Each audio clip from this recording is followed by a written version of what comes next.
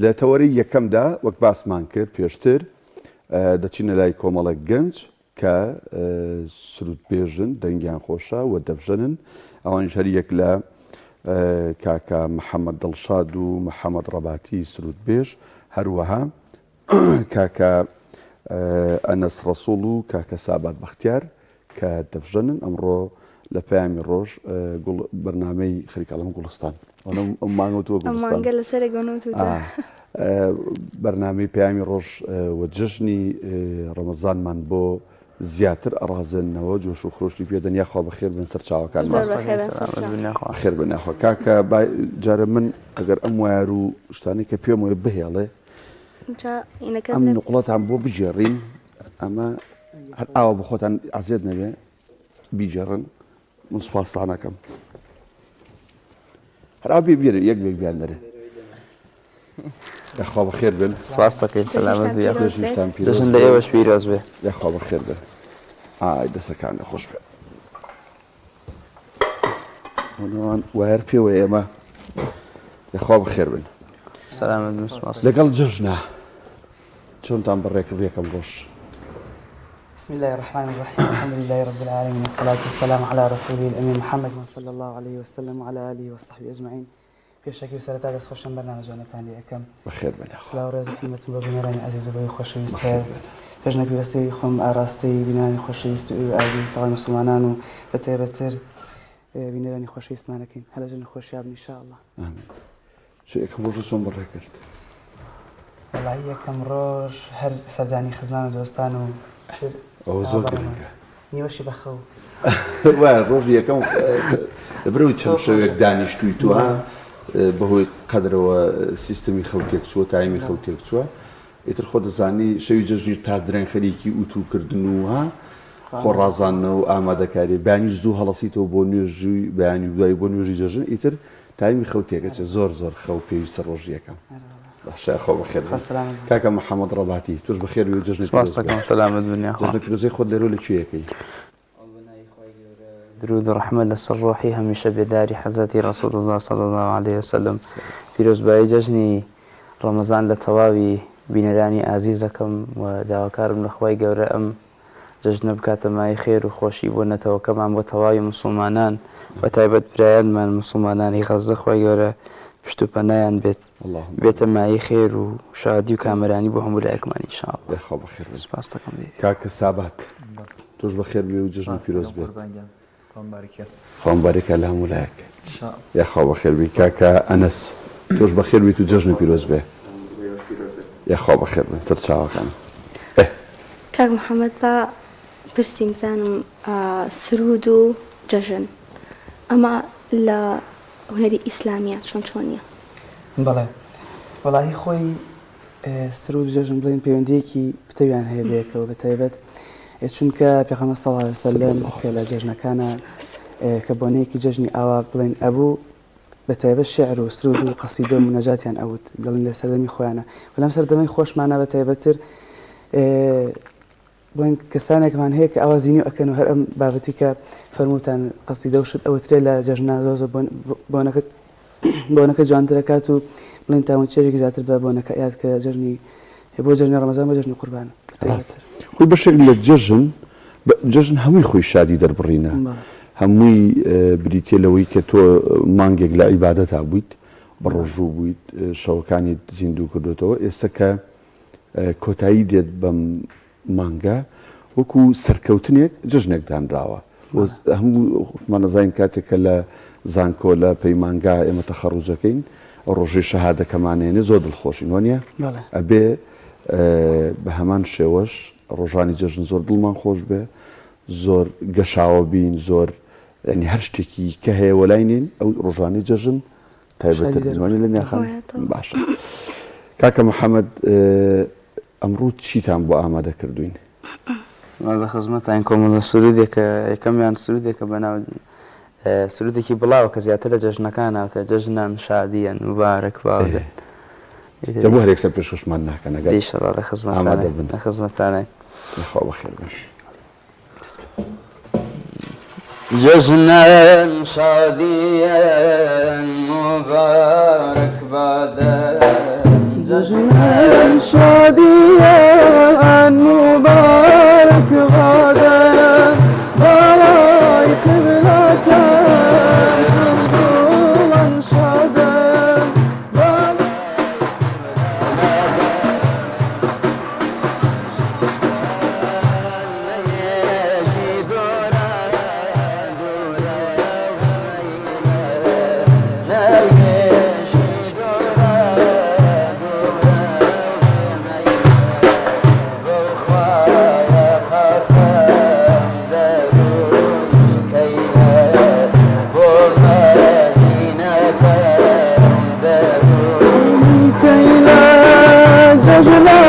شاديا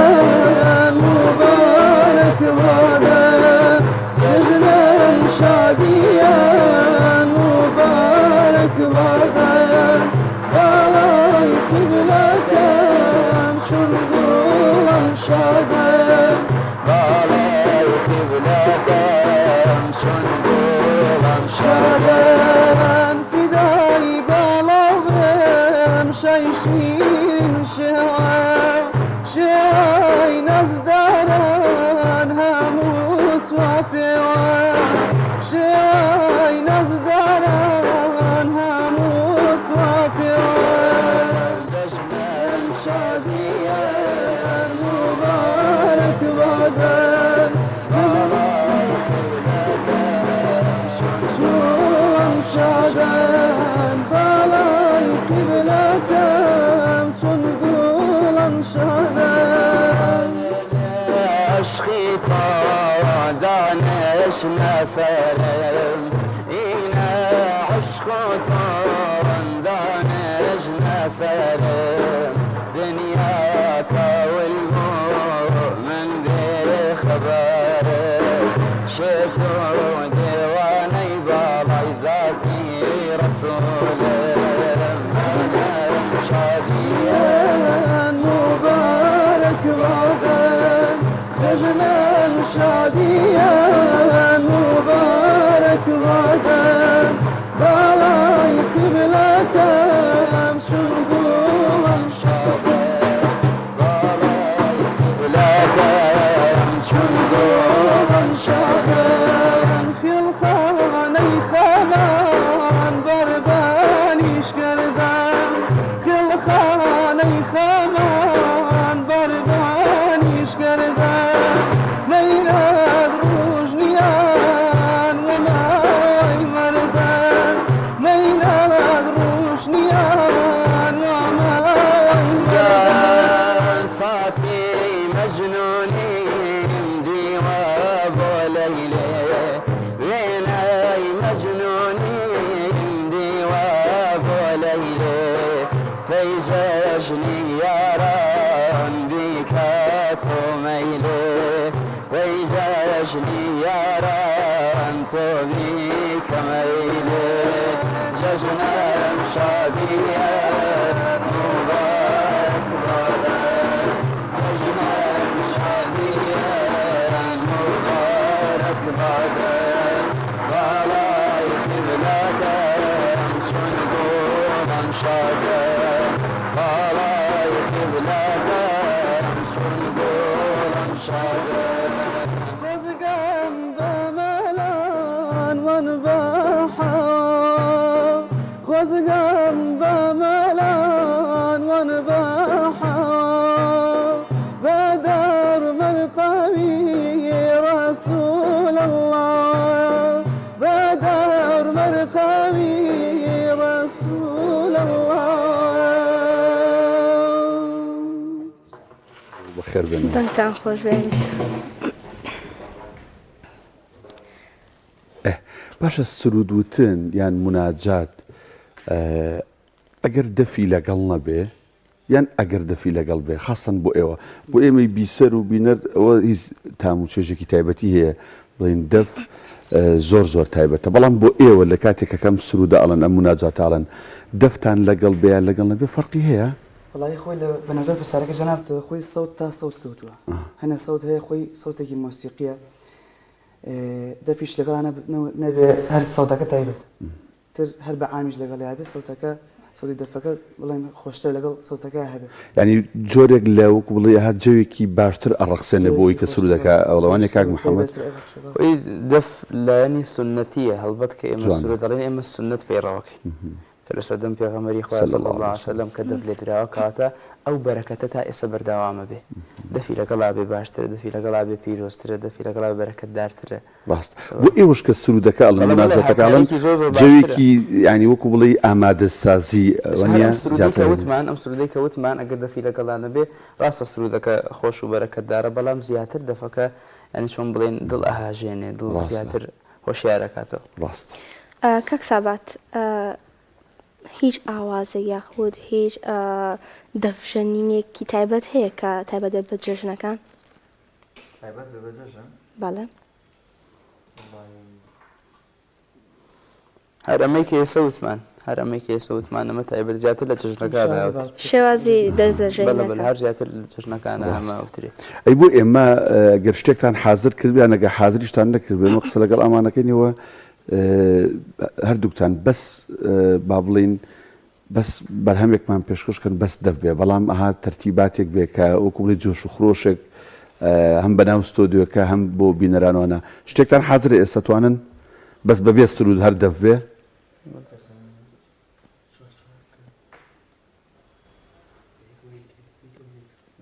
ئەگە هەردووکتان بێ یەکێکتان بێ کێشە نییە شتێکی سەرنجڕاکێش.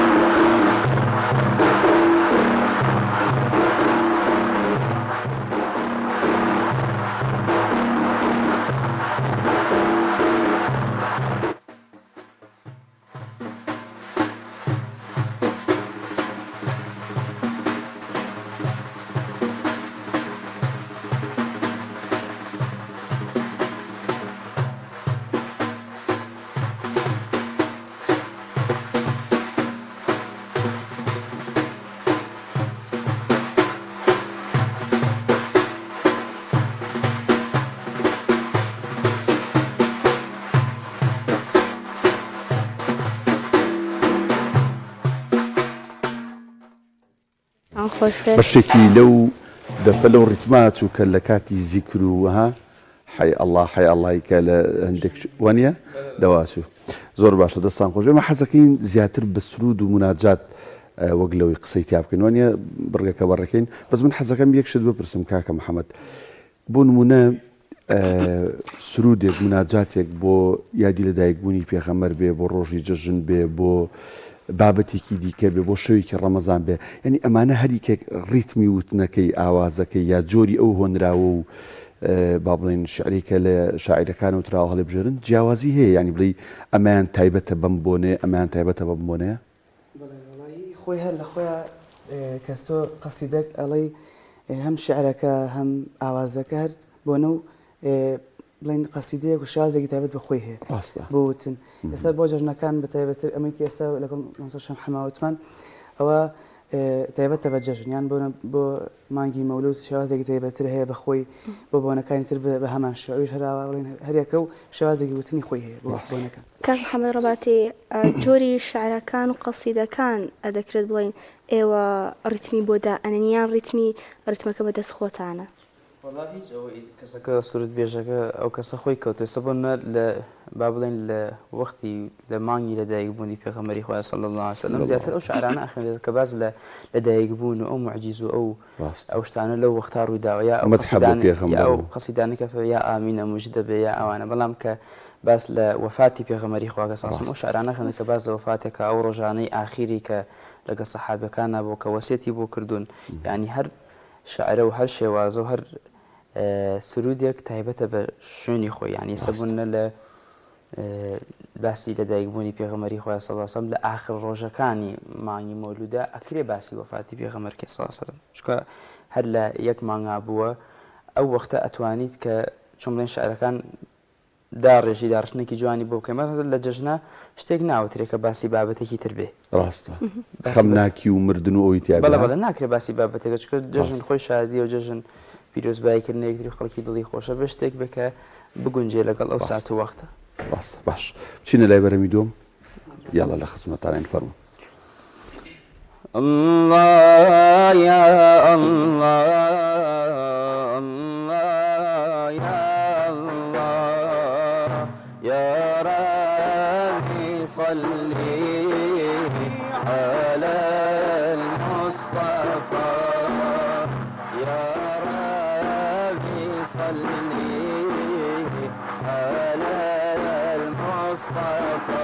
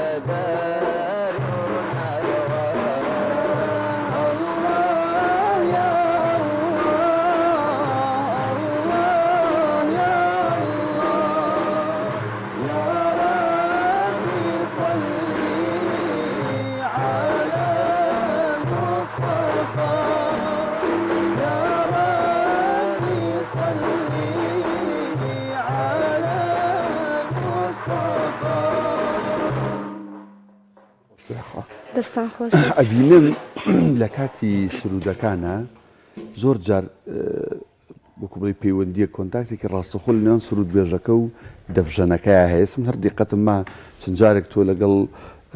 کاکە ئەنەس ینی سیر یەکتریتانە کردوکو بڵێ هەر بە سیرکردنەکە تۆ پامێکت بۆیە ئەو تێگەیشت ئەمە چیە لە کاتی سرودوتنە کاکە محەممەد وەڵا زیاتر ئەوەیە کە هەب بێک و کارمان کردو هەن حەز ناکەن ئیشەکان نەشازێکی تێ بکەوێت من لە شوێنەکە بۆستم ئەو دەفەکە بڕوا بۆ من ینی ئەو گوێگرن ئەو دەنگە نەشازەکە چێ بۆ گوێ کاملی ئیشەکە تۆ زێت تێگەدا ینی هەر بۆ سیرکردنە بۆی کە سەرێک لە قێنی شتێکی ئەو تێگا تۆ ئەڵێ چی قوربانانە مامۆسای ئێمەشن لاگەیان لێ من نەبێ پەوتای کامتان ینی ئەگەر لە کاتی سرودوتنە زیاتر ئێوە لە ڕیتم دەرەچن ئەگەر بڵین ئەوە بەیان زیاتر ئەوان وڵی زیاتر ئەوەیە کە جاری وایە سرود بێژەکە کۆپلەکەی لەبیرە چێتانە تۆزە لە دەفەکەی سەوتەکەی بەرزەکە تاوانە تاوانە کۆپلەکەی یێتەوە بیر ئەو شتانە ژەیە فەنی هێنێ هەر ئێمە نین هەڵاکەنەوە شەڵاکە کەشفیشماگر بەس تازە قەیمە زۆر باشە کاکە محەممەد ئەو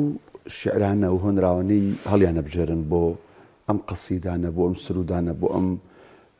مەدحانەی بۆ پێغەمبەر صلی الله علیه وسلم زیاتر ئەو شعر و هۆنراوانن هی شاعیرەکانی ئەم سەردەمن یان هی گەورە شاعیران و کەڵە شاعیرانی وەکو نالی و سالم و بێخود و وەفایی و ئەم شاعیرەکانی پێشون خۆی طبعاً ئەوەی کەوەمان ماوەتەوە هەر ئەوانی پێشوو شاعیرە گەورەکانی پێشوو وەکو بێخود و نالی و نامی مەولەوی مەحوی ئەوانە هەر ئەوانە بمان ماوەتەوە میراتی ئەوانە بمان ماوەتە ئێمەش لە خەزمەتیانین بە قەسیدەکانمان بە دووبارەکردنەوەی ئەو شعرانی ئەوان ئەوانەی تر بۆ مایکە دەستی قسە بکە عەزیز نەبێ هەر لە خزمەت ئەو شعرانی ئەو گەورە شاعرانی کوردین کە هەر لەگەڵ ئەو شعرانی ئەوانە بەردەوام بڵین سرودەکانمان ئەڵێن و قەسیدەکانمان دووبارە یعنی شاعری تازە و لاومان هەیە ناڵین تام و بۆی نالی و مەحوی و وەفای و ئەوانە بە ئەو گومانیتیانن ینی تەسەوڕ ناکەم واز و ئەو ڕێچکێ بشکێنرێنە بەس هەمانە ئەم سەردەمێ بە توانی بێتی وەکو بڵێ تام و بۆی ئەو با تقریبن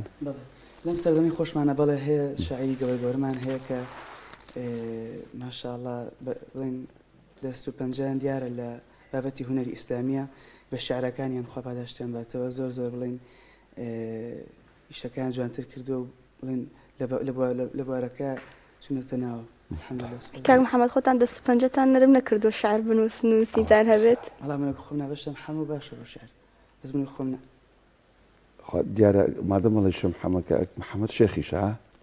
وڵای هەر لە خۆشەویستی وەکو براگەورێک ینی شێخی براگەورەتانە خۆی گەورە لێکتان نەکە من حەزەکەم چینەوە لای بابەتێکی دیکەی دەف بەس بە تەنهاییتە نازام یەکن یان هەردووکتان شتێکی کاگەر حازرتان کردو بەس جگەل لە سرود بەس با دەف بڕوا باشە؟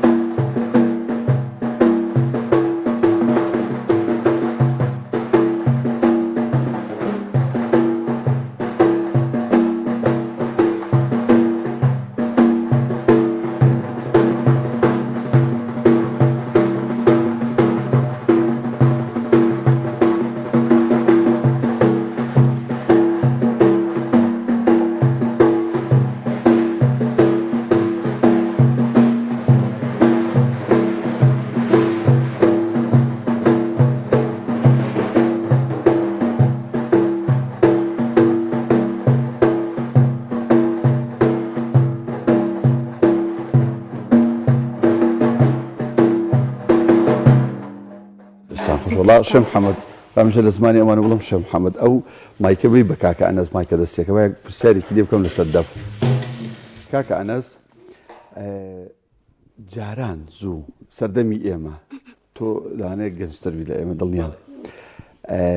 دەف لە کاتێکا کە سرود بێژەکان و دەفژەنەکانە هاتنە مزگەوتەکان یەک دقة 5 دقة واد دەفەکەیان گەرم کردایە ئەو پێستی کە لی دروستەکرا ئێستا بزان پێویستی بەم گەرمکردنشە نی هەموو کاتێک چلی زستان و چلی هاوین ئامادێ دەفەکەوانە ئەم جۆرە دەفانە پێدەوتری ئەشیعە جیاوازە لە پێست ئێستش حالین هەر پێستمان هەیە بەڵام پێستەکە الحەقی ئەگەر بڵێ گەرمی بکەی سەوتی خۆشترە طبعا وانە بە بڵە ئەگەر وانە بێوانە بەڵێ ینی سەوتێکی بڵ دەرەیە ئەو کاتە بۆ لەگەڵ سرودەکانە زۆر ڕیتمەکەی لەگەڵا خۆش نابێت ئەشیعە ئێستا ئەم نوعانە ئەتوانین پێ بڵێن زیاتر پێڵین 4 وەرزە یان کە بتوانین بۆ نمونە پێویست بە گەرمکردن ناکە بەڵام ئەمە جیاوازە لە پێستەکان کێشی ئەمە ئەگەر گەرمی لی با سەوتی تێگەچێت یعنی بەڵێ بە پێچوانەکە گەرمیکی زۆر لی بە ئەم ئەشیعانە سەوتیان بڵ ئەبێت تێگەچێت ئەو کاتە سەوتی زۆر خۆش نابێت بەڵام پێست بە پێچوانی ئەمەوەیە پێستەکە ئەگەر گەرم نەکرێت ئەو کاتە سەوتی خۆش نییە پێستەکە گەگەر بکرێت سەوتی زۆر خۆشترە بەڕای من لەمانش ینی بەڵام پێست بە پێستیش فەرقەکە تەبعەن ئەگەر هەبێ ئەسلی بێت زیاتر پێستی چی بەکارەهێنرێوانی پێستن وڵی جۆری زۆرە یعنی ئێستا بناتوان بڵێم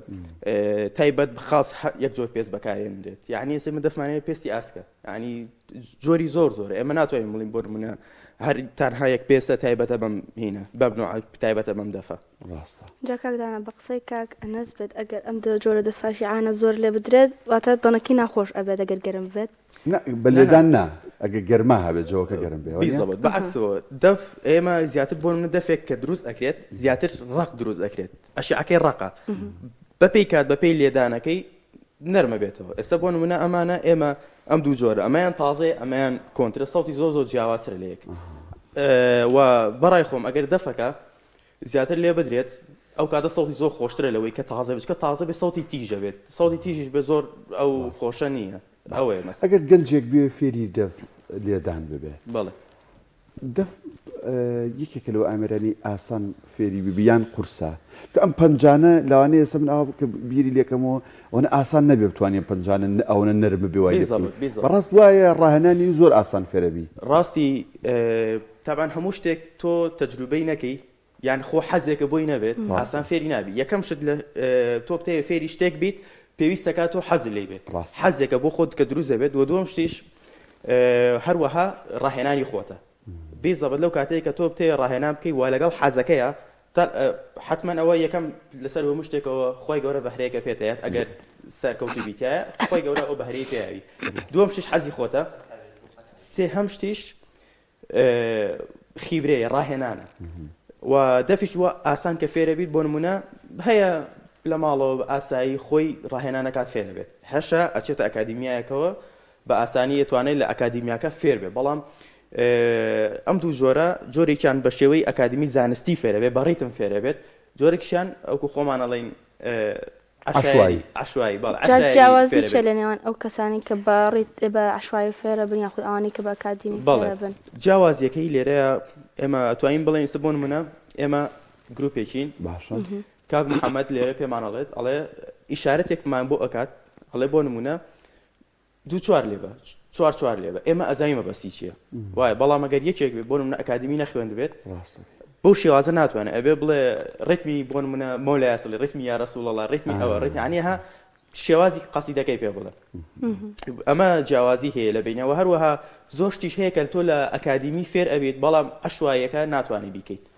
کاتە جۆری لێدانەکانیش نایی تایبەتی خۆیانیان هەیە باڵێ دوایینەوە لا دەگەر کات و مەجارە بوو ئەمێ لەسەر ڕیتم قسە بکەم لەسەرەوەی کە بۆ نمونە لە ئاوازە سێگا هەیە و نازام چی هەیە ها ئالەوە دوای ئەوەی ئێمە سەرجان ئایا لە دەفا ئەوە هەیە یان لە دەفا ئەویان هی ئاواز و هی مەقامی قورئانە زیاترەوە پەیوەندی بە دەفەوە نیە یعنی لە دەفاشتیوانی نەخێر دەف ڕیتمی هەیە ئاوازی نییە بەڵام سرود یان شتێکت بۆ نمونە بیڵێ ئیتر سرود بێ یان قورئان بێت قورئانی پیرۆز بێ هەر شتێ بێت لەو بینێ ئاوازی هەیە ئێمە ڕیتممان هەیە زۆر باشە دەستخۆش ببێنەوە لای بەرهەمێکی ترتان کاک محەممەد چیتان حازر کردووە بە بەرهەمێکی تر پێشکەشکەین فەرموو فیدای خاکی بەری پێدەبم جگەر سوتاو دەخواستە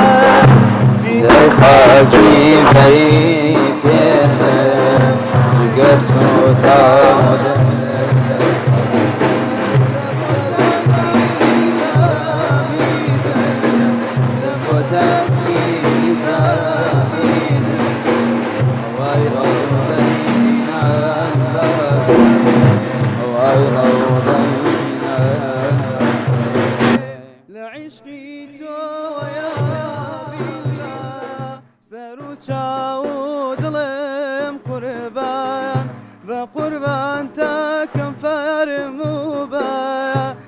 هاتی عاشقان بابێ ئەگەر مەیلێت لە دڵ کەڵکەن ئەسیری گۆڕی ئاش دەربم لە نووری عیشقی ڕوت قوربان جرەی شاهانەتان بابێ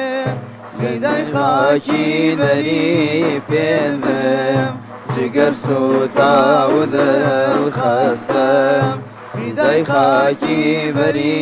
پێم جگەر سوتا و دڵخەستەم لە بۆ تەسکینی زامی دڵ لە بۆ تەسکینی زامی دڵ هەوای ڕەوضەی جینان بابێ هەوای ڕەوضەی جینان بابێ بە قوربانی شەهی فەخری زەمانم خاکەران فرمو دخيلك يا رسول الله فداي الأمان بهربي لا يدو ذكري تو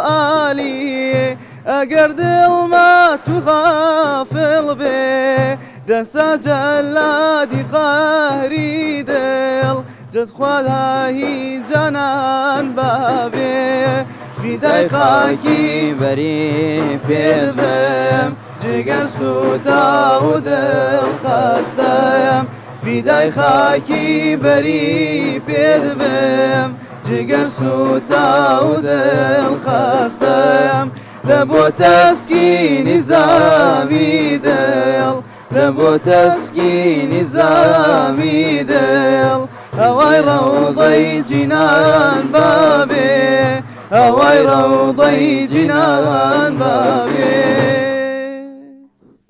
دەستان خۆشکەین ئەمڕۆمان دوومان کردن شەڵام و ئەزورە بنا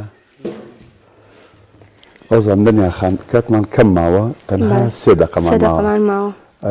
حەزەکەم پرسیاریکە نەکەین بەرەمێکتان حازرەوە نیە با ئەو بەرهەمەش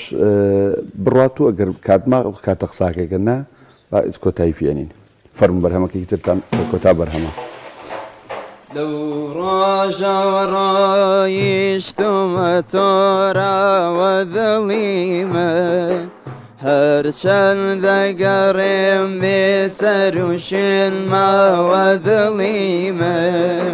أخو بس شاخيك ويرسى وظليمة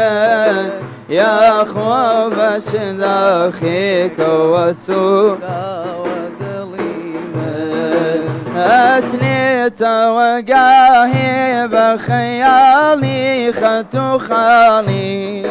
أخليت وقاهي بشراي شوخي جمالي نازاني بخوي شون بدم درد وحالي وقفوا شوف الله شيك بدم باوذليمة لو روجا ورويشت وتورا وذليمة هرشل ذقرم بسر وشما وذليمة أخو بس شاخيك ويرسى وذليمة يا أخو بس داخيك وسوتا وذليمة لغش خالي أو برخوكينا أو خادم شرعي نبوي ملة دينا معلوم شو بخزمتي سالاري مدينة معلوم شو بخزمتي سالاري مدينة وامزاني كفوتا ونفوتا وذليمة وامزاني كفوتا ونفوتا وذليمة لو رجع ورايشت وتورا وذليمة أرشد قرم بسر وشما وذليمة أخو بس بس شاخيك وقيسا وذغيمة يا خمس ذاخيك وسوء وذغيمة دستان خوش بێ وڵاشە خۆ دڵێت بچێتە خزمەتی سالاری مەدینە نافۆتی ئینشەڵا ئینشەڵا دەستان هەمومان خۆش و ئەوەی لێرەیە و ئەوەی گوێبیستمان و بینەرمان ئەوەی کە نەچۆتە خزمەتی سالاری مەدینە خۆی پروردگار نسیبمان کاتەوێ یاخوا بەخێر بن زۆر خۆشحاڵ دەستان بووین خۆش بێت بەخێر بن یاخوا زۆر سپاس بۆ کاک محەممەد دڵشاد و کاک محەممەد ڕەباتی سرود بێژ و هەروەها کاک ئەنەس ڕەسوڵ و سابات بەختیار دەبژەن زۆر سپاسانەکەین کە لە تۆرە لەگەڵمانە خۆشحاڵتان کردین زۆر یاخوا هەمیشە بەخێر لە بن. جەژن و خۆشییا بن دووبارە دەستان خۆش بێت